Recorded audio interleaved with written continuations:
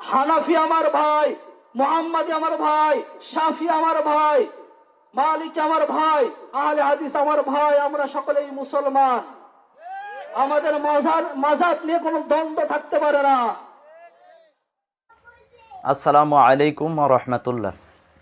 আলহামদুলিল্লাহি রাব্বিল আলামিন ওয়াল আকিবাতু লিল মুত্তাকিন ওয়াস সালাতু ওয়াস সালামু আলা রাসূলিহিল কারীম ওয়া আলা আলিহি ওয়া সাহবিহি আজমাইন, আম্মা বা'দ। ফাআউযু বিল্লাহি মিনাশ শাইতানির রাজীম। বিসমিল্লাহির রহমানির রহিম। ওয়া ইন আহাদুম মিনাল মুশরিকিনা ইস্তাজারাকা ফাআজিরহু হাত্তা ইয়াসমা'a কালামাল্লাহ ইলা আখিরিল আয়াহ। কাছে ও দূরে, দেশে এবং প্রবাসী, যে যেখান থেকে আমাদের আজকের আলোচনা শুনছেন ও দেখছেন, অনুষ্ঠানের শুরুতে তাইয়্যেবা এইচডি মিডিয়া বাংলা চ্যানেলের পক্ষ থেকে আমি মোহাম্মদ রিদওয়ানুল ইসলাম যশোরী আপনাদের সকলকে জানাচ্ছি আন্তরিক মোবারকবাদ। প্রিয় দর্শক শ্রোতা, আমাদের আজকের আলোচনার বিষয়বস্তু হচ্ছে ভারতবর্ষের হিন্দুদের পক্ষে ইমাম মাহমুদ হাবিবুল্লাহ কি বললেন।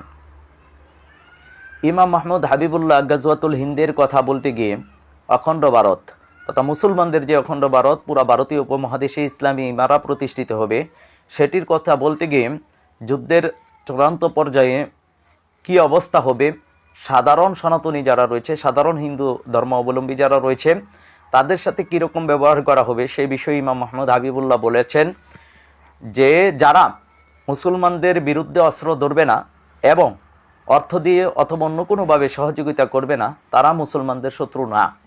অর্থাৎ সাধারণ সনাতনী ভাই এবং বোনেরা, আপনারা মুসলমানদের শত্রু না।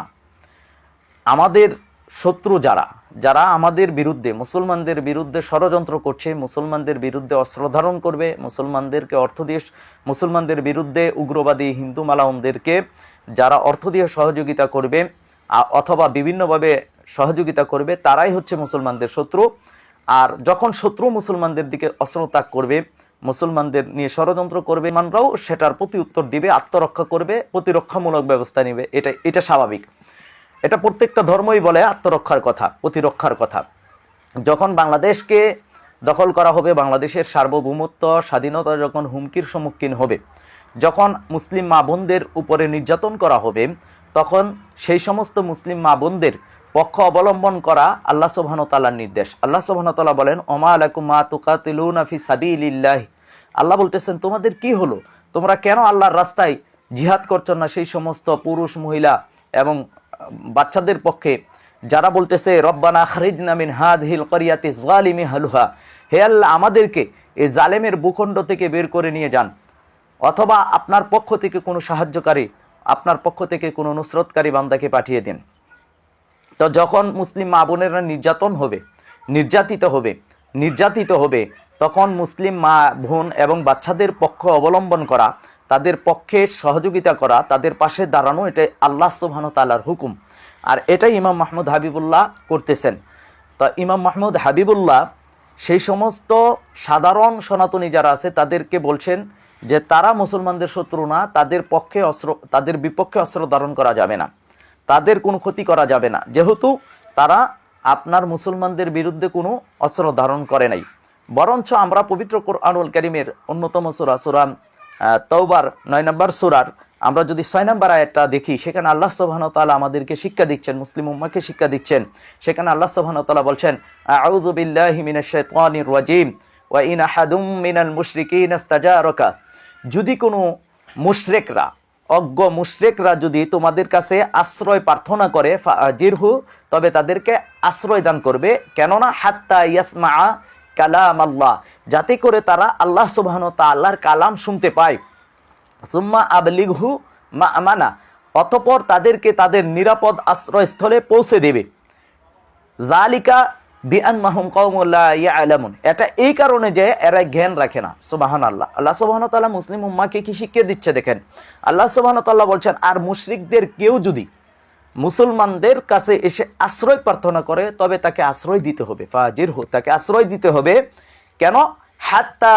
হাত্তা ইয়াসমা'a কালাম আল্লাহ, সে যাতে আল্লাহর কালাম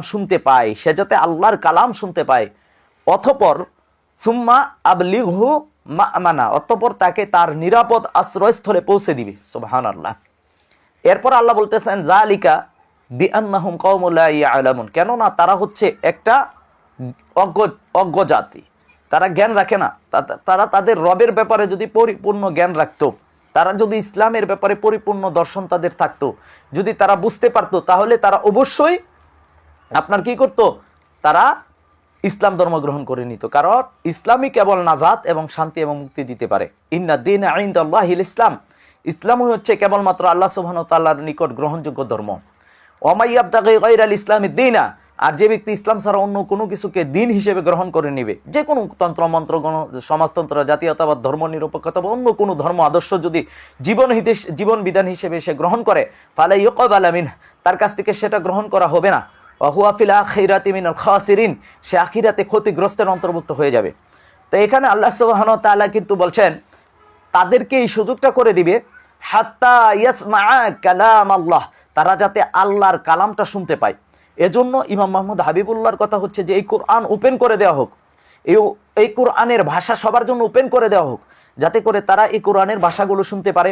এই কোরআন যে আল্লাহ প্রদত্ত, এই কোরআন যে গোটা মানব জাতির হেদায়াত নিয়ে আসছে, এই কোরআন যে গোটা মানব জাতির জন্য রহমত, আল্লাহর পক্ষ থেকে রহমতের বার্তা নিয়ে এসেছেন, হেদায়েতের আলো নিয়ে এসেছেন, সেটা তাদের কাছে পৌঁছাই দিতে হবে। সেটা তাদেরকে শুনতে যাতে পারে সেটা সুযোগ করে দিতে হবে, তারা যাতে সেটা পড়তে পারে সেই সুযোগ তাদেরকে করে দিতে হবে। আমরা চাই কোরআনকে, ইসলামকে বিশ্বের মানুষের কাছে সাধারণ করে দেওয়া হোক, কঠোরতা অবলম্বন করা না হোক। প্রত্যেকটি ঘরে ঘরে প্রত্যেকটি মুসলিমরা, এমনকি অমুসলিমরাও যেন কোরআন পড়তে পারে, হাদিস পড়ে বুঝতে পারে যে কোনটা সঠিক কোনটা ভুল। যদি আমাদেরটা ভুল হয়ে যায় তাহলে চলে যাবে, যদি আমাদেরটা ঠিক হয়ে থাকে, ইসলাম যদি ঠিক হয়ে থাকে, তাহলে দলে দলে ইনশাআল্লাহ মানুষ আসবে। এজন্য আল্লাহ সুবহানাহু ওয়া তাআলা বলছেন বিআন্নাহুম কওমুন লা ইয়ালামুন, কারণ তারা জ্ঞান রাখে না। তারা যদি প্রকৃত জ্ঞান রাখতো, তারা যদি তাদের রবের আয়াতগুলো পড়তো, তারা যদি সত্য জানতো, তাহলে তাদের মধ্য থেকে সত্য সন্ধানী অনেকেই আছেন যারা সত্যকে গ্রহণ করে নিতেন। এজন্য আমরা বলবো যে ইমাম মাহমুদ হাবিবুল্লাহ ইসলামের প্রকৃত দর্শন, প্রকৃত থিওরি জাতির সামনে উপস্থাপন করছেন।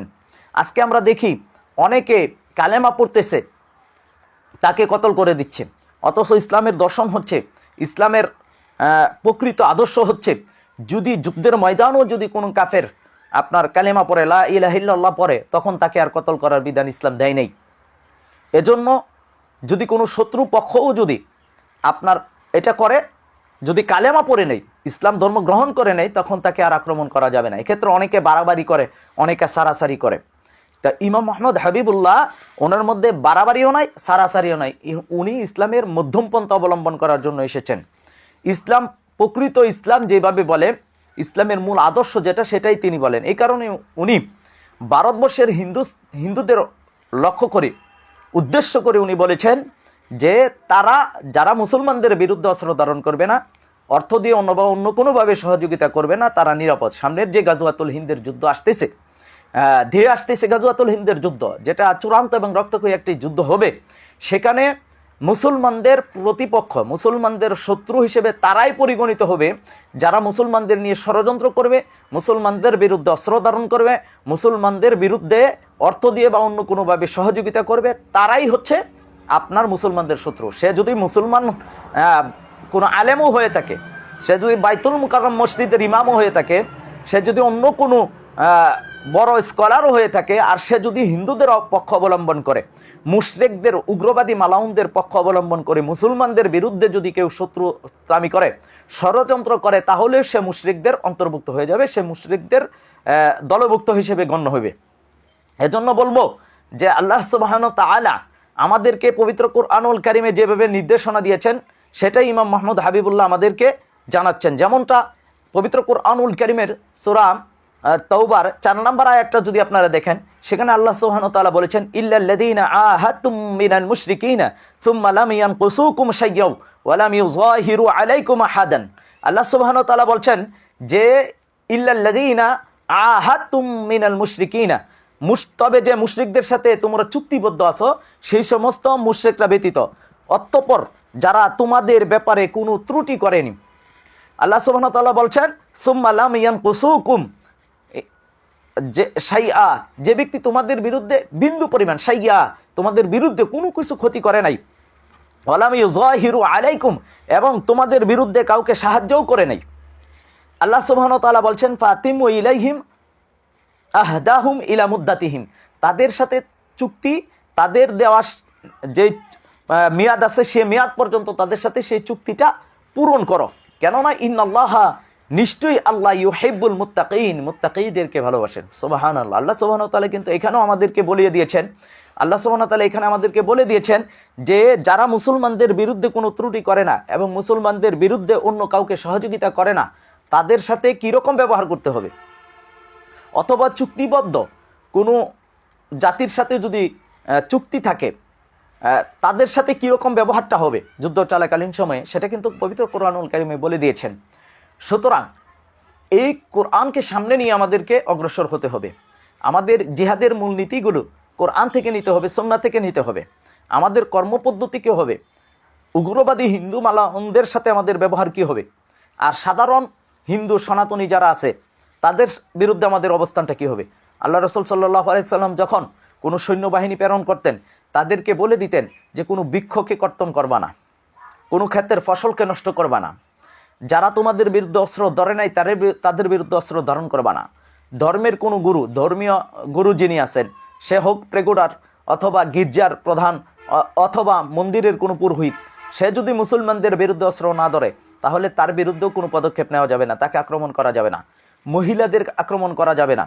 এইভাবে কিন্তু আল্লাহ রাসূল সাল্লাল্লাহু আলাইহি ওয়াসাল্লাম সৈন্যবাহিনী প্রেরণ করার সময় দিক নির্দেশনা দিয়ে দিতেন।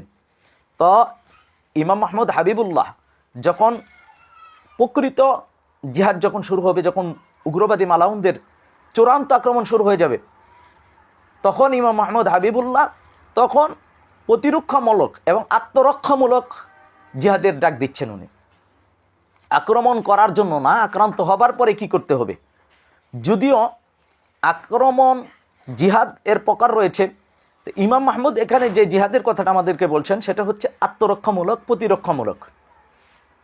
তা বাংলাদেশের কারো সাথে আমাদের শত্রুতা নাই, আমরা তাদেরকে দিনের দাওয়াত দিচ্ছি। সে যেই হোক, যে পর্যায়ের লোকই হোক, কিন্তু সামনের যেই আগ্রাসন, ভারতীয় আগ্রাসন, মুশরিকদের পক্ষ থেকে যে ফিতনা, সেই ফিতনার মধ্যে যারা মুশরিকদের পক্ষ অবলম্বন করবে, মুশরিকদের পক্ষ অবলম্বন করে মুসলমানদের বিরুদ্ধে ষড়যন্ত্র করবে অথবা মুসলমানদের বিরুদ্ধে অস্ত্র ত্যাগ করবে, তারাই হচ্ছে মুসলমানদের শত্রু, তারাই হবে মুসলমানদের শত্রু। এর বাইরে কেউ মুসলমানদের শত্রু হিসেবে পরিগণিত হবে না। আর আমরা আগ বেড়ে কোনো কিছু করতে যাব না। যখন আক্রান্ত হয়ে যাবে তখন আমাদের পক্ষ থেকে প্রতিরক্ষামূলক আত্মরক্ষামূলক ব্যবস্থা নেওয়া হবে ইনশাআল্লাহু তাআলা। এজন্য আমরা স্পষ্ট ক্লিয়ার মেসেজ দিয়ে দিতে চাই, ইমাম মাহমুদ হাবিবুল্লাহ আপনার বাড়াবাড়ির মধ্যেও নাই, শিথিলতার মধ্যেও নাই, মধ্যম পন্থার মধ্যে রয়েছেন।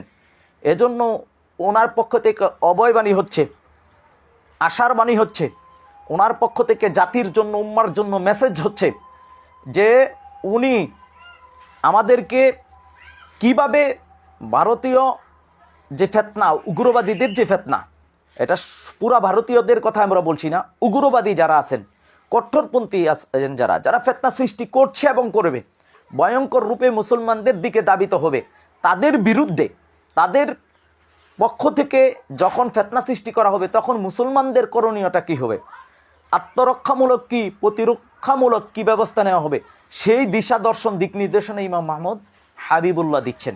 এজন্য আমরা ইমাম মাহমুদ হাবিবুল্লাহর পক্ষ থেকে আমরা বলতে চাই যে ভারতবর্ষের হিন্দু যারা আছে, ভারতবর্ষের সাধারণ হিন্দু যারা আছে, তাদের পক্ষ গিয়ে ইমাম মাহমুদ হাবিবুল্লাহ কথা বলেছেন, তাদের জানমাল রক্ষার কথা উনি বলেছেন এবং তাদের নিরাপত্তার বিধানের কথা উনি বলেছেন। যারা সাধারণ, কেউ ভুলভাবে উপস্থাপন করবেন না বা ভুলভাবে বিকৃতভাবে বোঝার চেষ্টা করবেন না।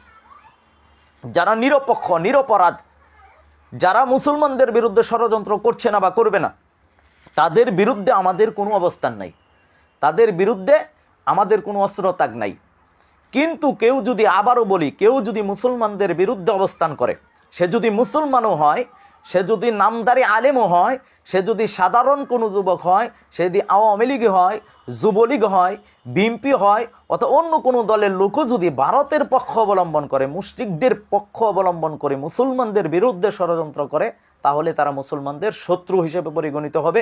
আর শত্রুর সাথে যে ব্যবহার করার প্রয়োজন যুদ্ধের ময়দানে, ঠিক সেই ব্যবহারটা করা হবে ইনশাল্লাহ। কিন্তু আমরা আমরা আগ থেকে প্রথমেই আক্রমণ করার কথা আমরা বলি না। আমরা বলতেছি, আমরা যখন আক্রান্ত হয়ে যাব, তখন আমার দেশকে রক্ষা করার জন্য, আমার মা বোনদের ইজ্জত রক্ষা করার জন্য, মুসলমানদের ইজ্জত আবরু আমাদ্দু এগুলোকে রক্ষা করার জন্য আমাদেরকে অবশ্যই আল্লাহর রসুল সাল্লাল্লাহু আলাইহি সাল্লাম যে জিহাদের মূলনীতি দিয়েছেন, যে জিহাদের পদ্ধতি দিয়েছেন, সেই পদ্ধতিতে আমাদেরকে কাজ করতে হবে। তা আল্লাহ সুবহানাহু ওয়া তাআলা আমাদেরকে এই সত্যটা উপলব্ধি করার মতো তৌফিক দান করুক। আল্লাহর পক্ষ থেকে মনোনীত ইমাম মাহমুদ, আল্লাহর পক্ষ থেকে মনোনীত আমির, ওনাকে বোঝার, ওনাকে মানার, ওনার দিশা দর্শন নিয়ে সামনে অগ্রসর হওয়ার তৌফিক আল্লাহ তাবারক ওয়া তাআলা আমাদেরকে দান করুন। আমিন ইয়া রাব্বাল আলামিন। আসসালামু আলাইকুম।